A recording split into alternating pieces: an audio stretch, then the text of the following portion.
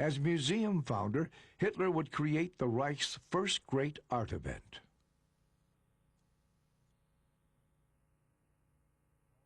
P.L. Troost, architect and Hitler's confidant, had been commissioned in 1933 to build a new museum in Munich. In October, Hitler lays the foundation stone.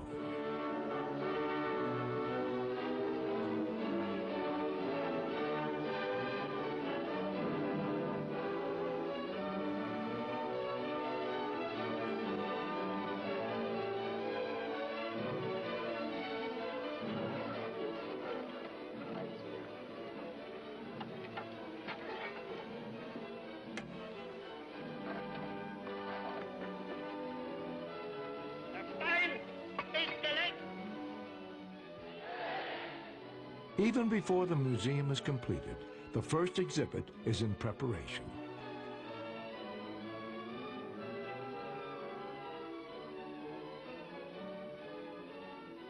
A jury made up of experts whom Hitler trusts are to make selections from the 15,000 works submitted. 6 weeks before the museum's opening, Hitler inspects the results. Disappointed, exasperated, he takes over the job himself. Heinrich Hoffmann, his photographer and well-versed in Hitler's taste, is assigned to model the exhibit after Hitler's intentions. On July 18, 1937, the House of German Art and the Great German Art Exhibit are unveiled. It is a showing of the new genuine German art.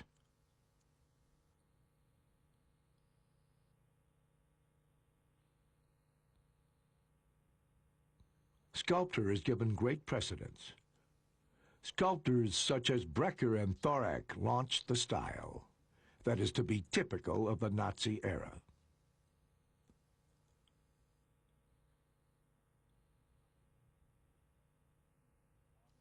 But Hitler's inauguration speech is not about art alone.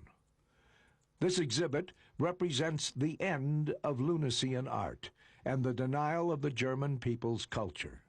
Henceforth, we shall wage a relentless purgative war against the rear guard of our culture's disintegration. A flyer comes with a catalog.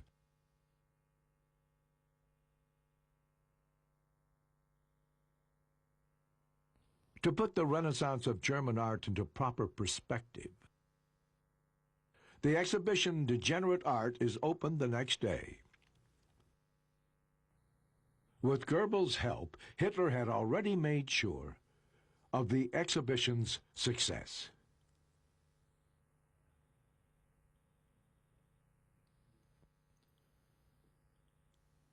The Degenerate Art Show would put an end to Jewish art Bolshevism.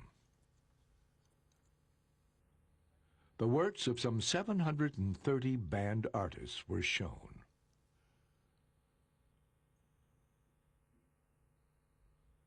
Oskar Kokoschka, Emil Nolde, Franz Marc, Max Beckmann, Yankel Adler, Ernst Ludwig Kirchner.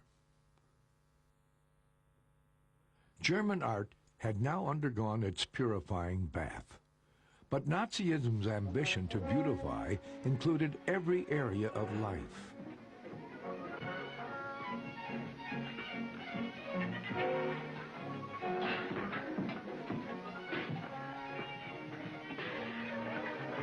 It even found administrative expression in the Bureau of Beauty of Labor. Wir hatten uns schon daran gewöhnt, dass unsere Arbeitsstätten, die Fabriken und Berghöfe hässlich und schmutzig aussehen. Das wird nun anders. Unsere Arbeitsstätten sollen schön und würdig werden.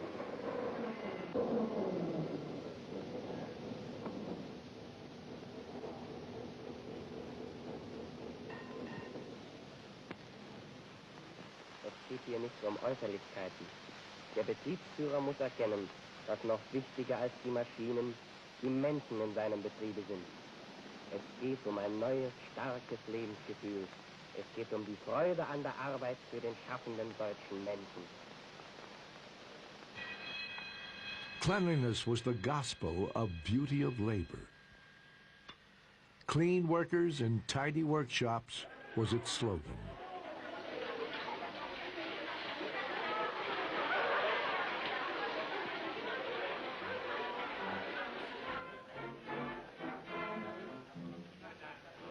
Beauty of labor meant liberation of the workers through cleanliness. Chief physician Gerhard Wagner expressed it simply. If class struggle is to die out, work and with it creativity must first be freed from the stigma of dirt. Thus, if one shows the worker how to wash properly, thereby raising him to a bourgeois level, he will soon realize that he has nothing to fight for. The worker's aesthetic awakening would not only free him from his class, but free society from the abrasive conflicts caused by class struggle.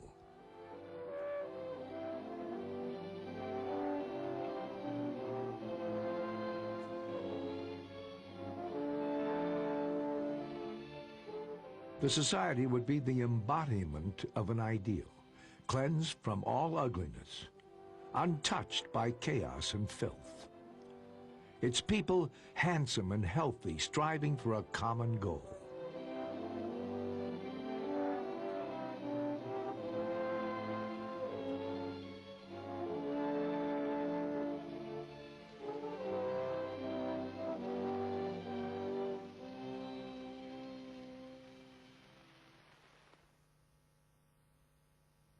To characterize this new epic, new buildings must be erected.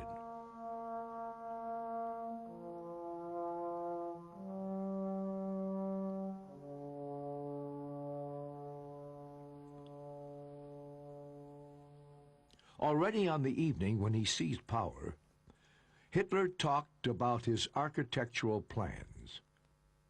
Hitler called the Chancellery a piddling cigar box, and architect Albert Speer's first major task was to create a new chancellery building worthy of the new state. Hitler has made the first sketches himself. The project is kept secret. Until war breaks out, Hitler devotes much of his time to the architecture of the new Germany. He heaps new sketches over Speer. And between their meetings, he painstakingly works on new ideas. The volume of this architectural vision is gargantuan. More than 40 cities are in line for monumental building projects. Ich lege den Grundstein zum Neubau des Hauses des Fremdenverkehrs in Berlin und befehle damit zugleich den Beginn der Arbeit des Umbaus von Groß-Berlin. On June 14, 1938, Hitler proclaims a sweeping new design for Berlin. Und größeren Berlin, das neue und größere Deutschland einer glücklichen, geschichtlichen Zukunft entgegenzuführen.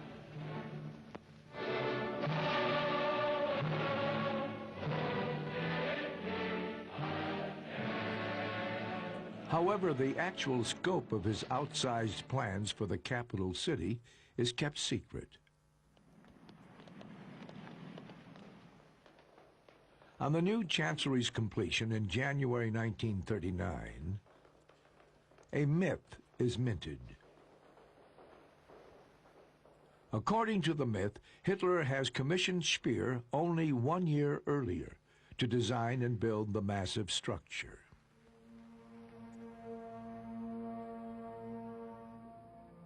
In fact, the actual work had begun 4 years before.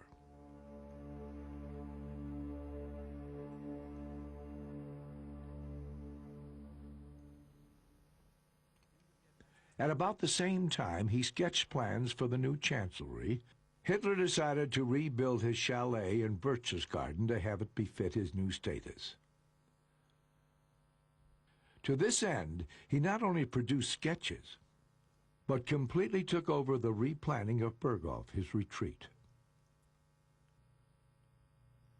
The original house was to be part of the new structure. The result was amateurish. Obvious weaknesses flaw the design. An alpine chalet aspiring to be a chateau.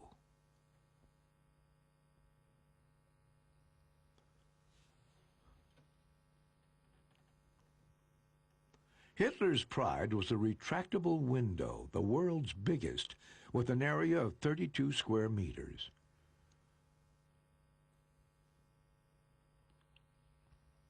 At Berghof, the monumental is paired with the petty bourgeois in a bizarre way. The world's biggest retractable window is still a chalet window after all, a bourgeois dream absurdly inflated.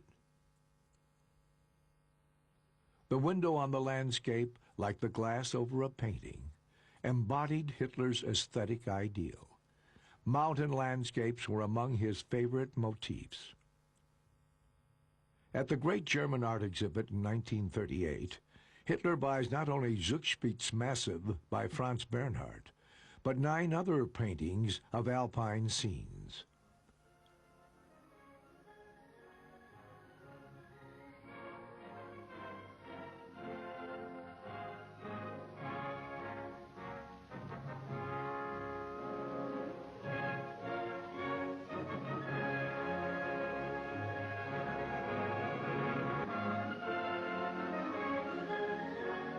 For the yearly exhibitions in the House of German Arts, Hitler's photographer Heinrich Hoffmann is now the one-man jury.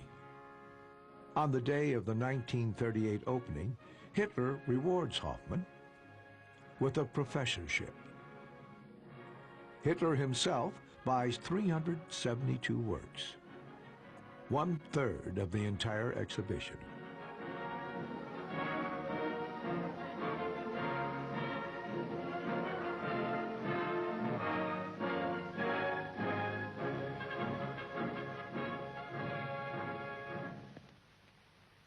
Seit die nationalsozialistische Bewegung nach langjährigem Kampf endlich mit der Führung des Reiches betraut wurde, sind noch nicht 6 Jahre vergangen.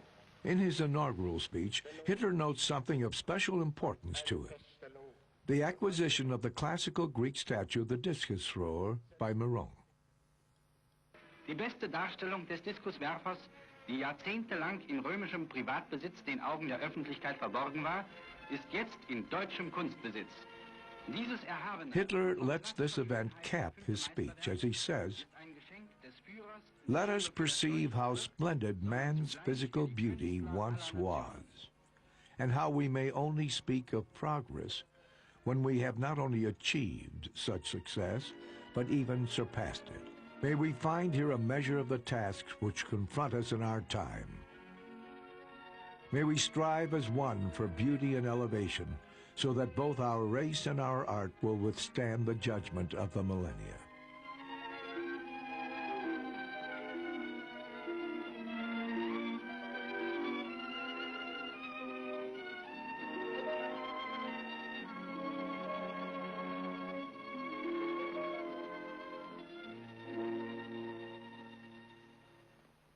It was just this correlation between man and art that elevated sculpture in the Third Reich to state art of the highest rank.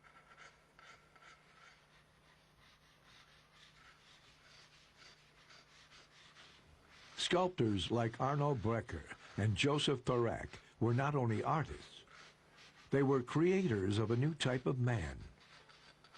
It was their task to convey an image of the goal envisioned. To attain it, the Nazis would soon resort to more concrete measures. And it is Hitler himself who sets the process in motion. In 1938, he becomes active in a case that attracts his attention: the case of a child born blind who lacks one leg and part of an arm. Hitler orders his personal physician, Karl Brandt, to intervene. The child, whose name is Knauer, is said to be an idiot. Brandt, in Hitler's name, will tell the child's doctor to perform euthanasia, that is, to kill the child. Brandt was also to inform them that any judicial measures taken against them would be, through Hitler's fiat, null and void. Later, Brandt was told to implement euthanasia in all similar cases. Euthanasia means helping someone who is suffering to die. In the context of Nazi racial policy, the term would find a new meaning.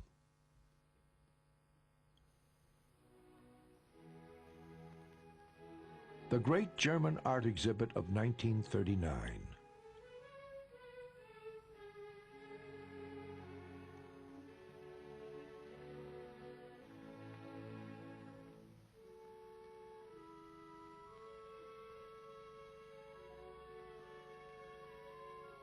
Hitler buys for himself 264 works.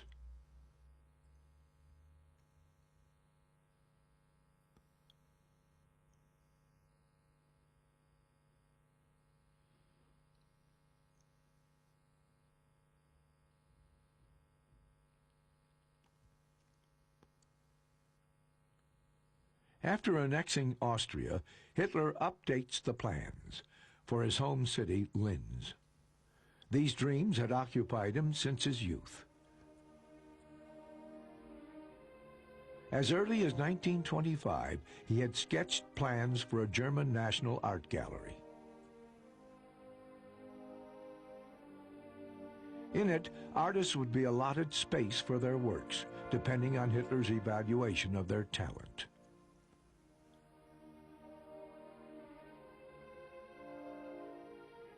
These dreams now take on enormous proportions. Hitler's state visit to Italy in 1938, during which he inspects Italy's art treasures, fuels his plans even more.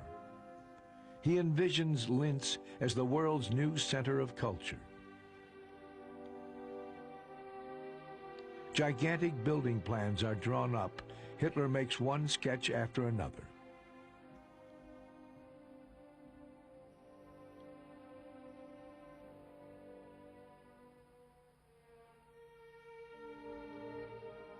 Dr. Hans Posse, chief of the Dresden Gallery, is recruited for a secret mission amassing the Linz art collection.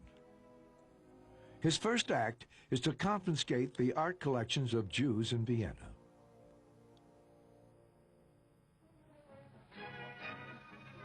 On September 1st, 1939, Germany attacks Poland.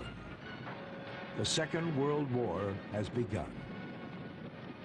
9 days before, Germany signed a non-aggression pact with the USSR. 2 weeks after war's outbreak, Hitler inspects a virtually vanquished Poland.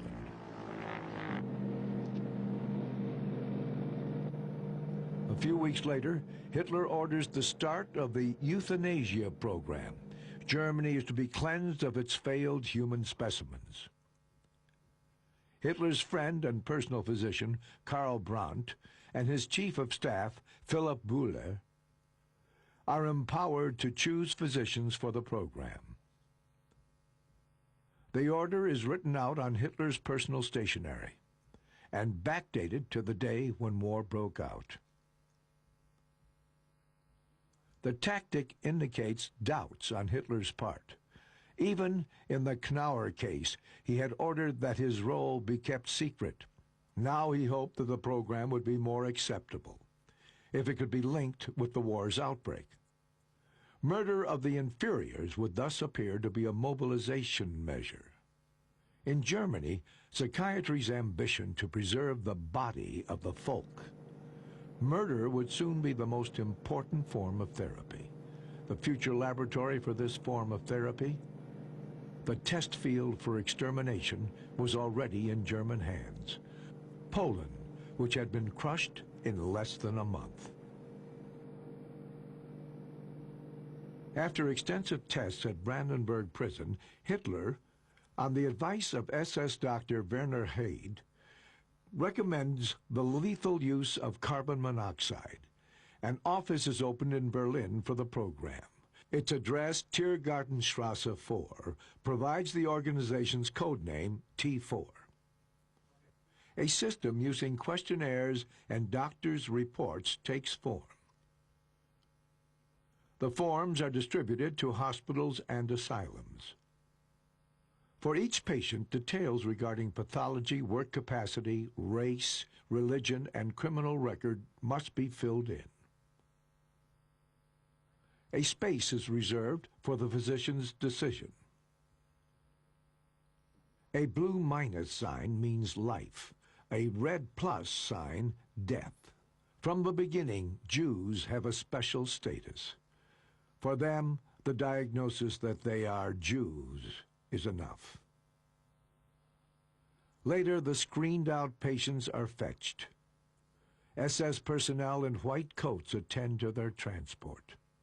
The bus windows are painted over to prevent people from seeing in. After a temporary layover, the patients are transported to the death facility. During this time, their families receive 3 letters. The first one states that the patient has been moved on account of the war. Then a second letter confirms that the patient has arrived safely. A doctor has signed it with a faked signature. The last letter, prepared by a special department, is a letter of condolence stating a fictitious cause of death. The signature on it is faked. At the death facility, the patients are gassed in small groups. The corpses are burnt in the facility's crematorium.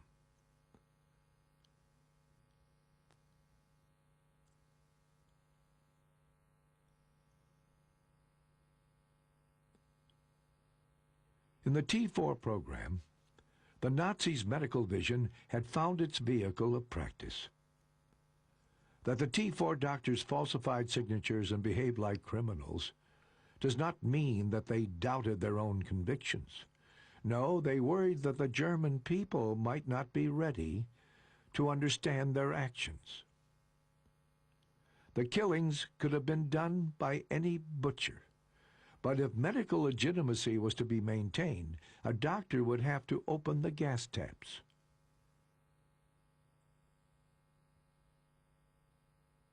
As great as the energy expended now in rooting out unworthy lives, is the energy devoted to the preservation of valuable Aryan blood. German medical care was among the finest in the world, with ultra-modern methods of treatment in many areas.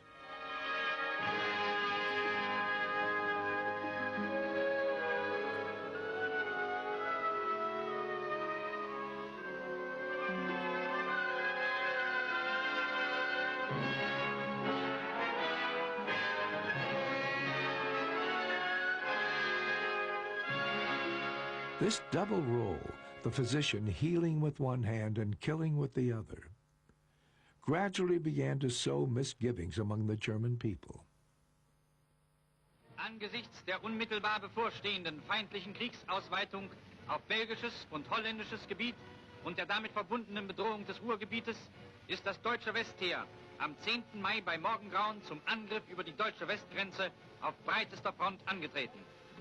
With the assaults on Holland and Belgium, the Western offensive begins.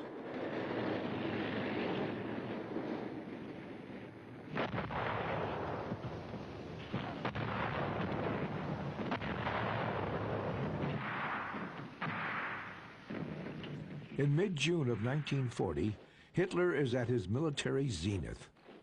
France is vanquished.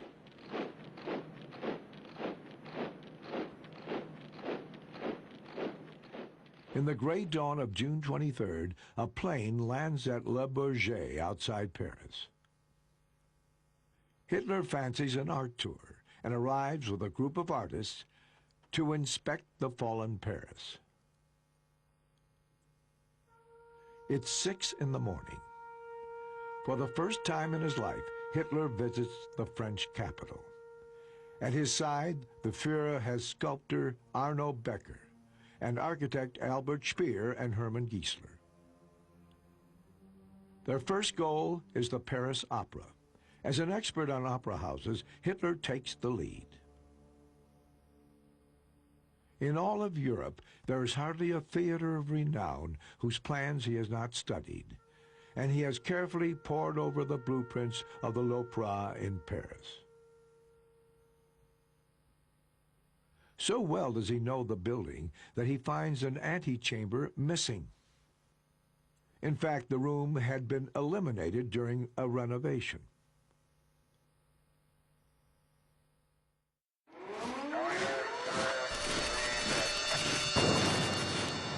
Um assassino está à solta.